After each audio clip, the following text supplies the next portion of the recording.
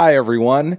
Anthony Fantano here, internet's busiest music nerd, and it's time for our weekly track roundup, my thoughts, my feelings on a bunch of songs that have dropped over the past week or so for the most part, whether I loved them, hated them, or felt somewhere in between. They're all linked down below, so you can check them out for yourself. Also linked down below, our Turntable Lab link. You can buy some vinyl, some turntable stuff over there. It's a nice little retail site. We get kickback from it. Would help us out. That'd be great. Also, our Patreon page, extra bonus monthly content while supporting us in the process. It's great. It's fantastic. Wonderful. Access to our Discord community as well.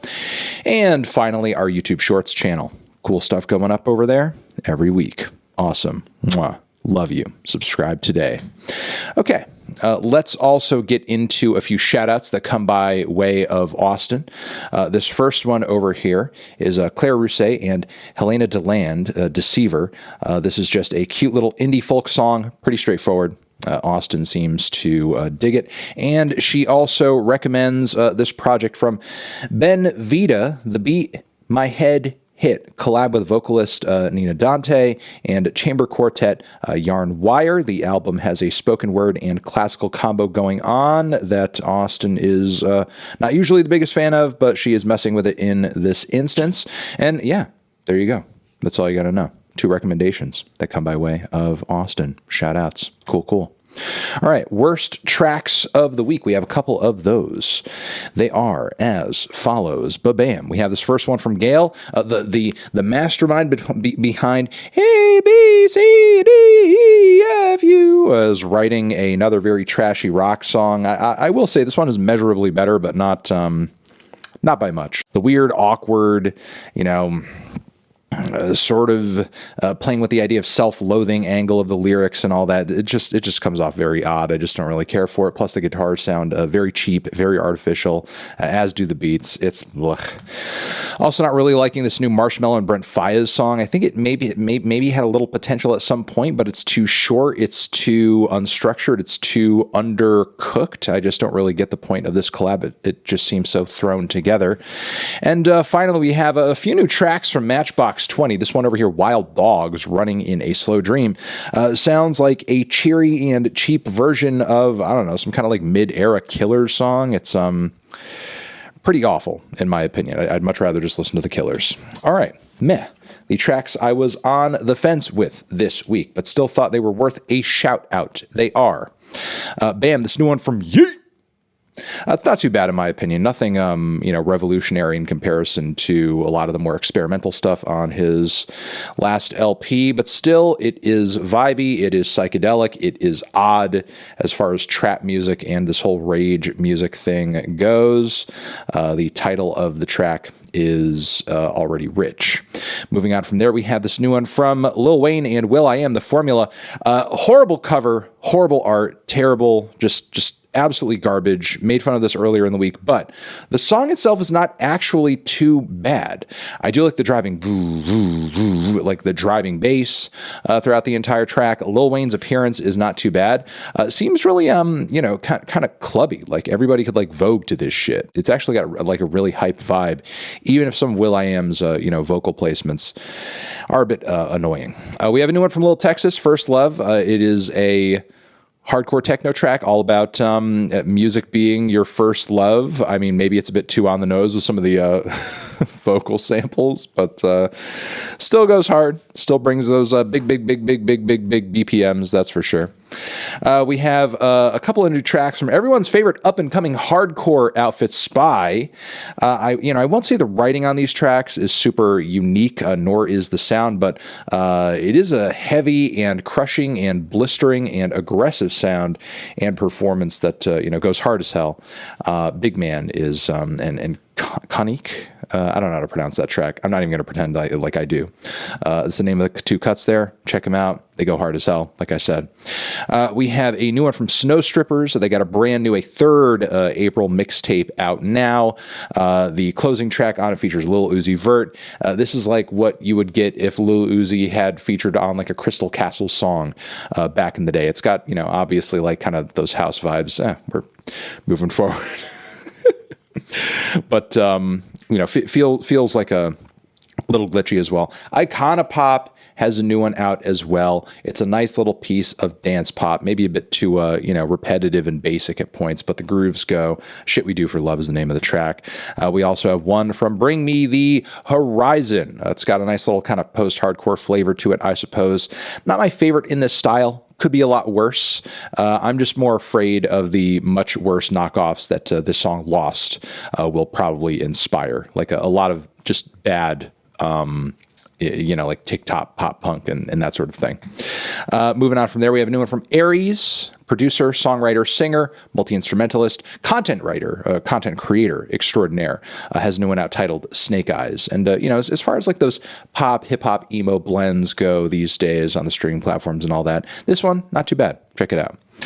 We have a new one from Alex Lahey as well, a sad little indie rock cut by the title of The Sky is Melting. That's not too bad. Kind of looking forward to the new album, honestly, even though I've never been a huge Lahey fan in the past. And that was the Met tracks. Let's get into the best tracks. They are as follows. An artist that I'm just hearing about this week, who goes by the name of Zahir. Unusual is the name of the cut. It's got a nice little, a beautiful set of piano chords on it, groovy beat. It is melodic. It is luxurious. It is pretty. It is beautiful. Some light, kind of neo soul and hip hop vibes all throughout. Solid tune, in my opinion, as well. We have a new one over here from Underscore's brand new single Cops and Robbers, and this track freaking rules. It's a great little bedroom rock track with some pop punk elements. The guitars and the chorus go hard as hell. Really loving the direction the project is going in on this one. It's good, good, good. We have also another one from Rico Nasty over here, brand new single.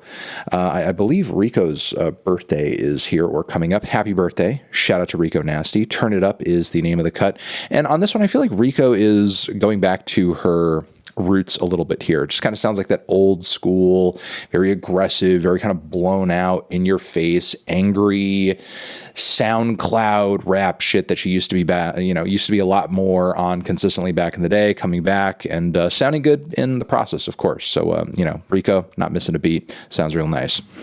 We have a new one from Poppy over here. It's a cover of the classic Kittie song Spit. Her version over here is a lot harder, a lot faster, a lot more aggressive. Digging the revision over here. It's fun and visceral. We also have one from Lil Baby that I'm liking quite a bit. Go Hard. The song does not lie. The beat's pretty good. The flows go hard, and the chorus is anthemic as well. I think this is one of Lil Baby's best singles in a while, truth be told, even if the last record was a bit of a flop, artistically speaking anyway. I mean, the numbers I'm sure were good, but, as far as like the songwriting, but this track, yeah. All right, moving on from there, we have this track over here that features the wonderful rapper Rapsody, Kirby, obviously, on the song as well. Eve Jean is the name of the cut. And it's, very pretty fusion of neo soul and hip hop, and Rapsody's guest appearance is wonderful and lyrical as always. And, for those looking for some feminist-centric bars, some women-centric bars, check out the track. It's, really thoughtful and really quite moving, I would say. Substantive as well. We have a new one over here from a band that I'm just hearing about this week as well. If you're looking for something heavy, pay attention. Intercourse is the name of the band.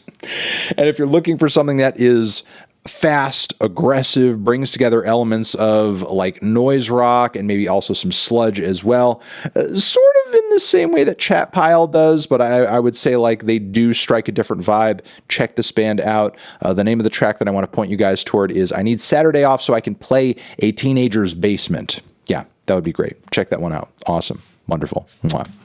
Moving on from there, a band I'm also just hearing about this week, Immaterial Possession. They have a new record out now. Medieval Jig is the one I want to point you guys toward. It's a nice little mystical indie rock cut with some cool twangy melodies playing throughout, some good lead vocals as well. It's got an odd, I would say, like foreign vibe to it that I think is pretty cool and refreshing. We also have the Hives, the return of the Hives. I don't really talk about this band much, even though back in the day, they used to be one of my favorite bands, honestly. Truly and honestly. And they do seem to be making a comeback here. They literally are making a comeback here. They are making a comeback. New record on the way. First single from it. And Bogus Operandi is the name of the song.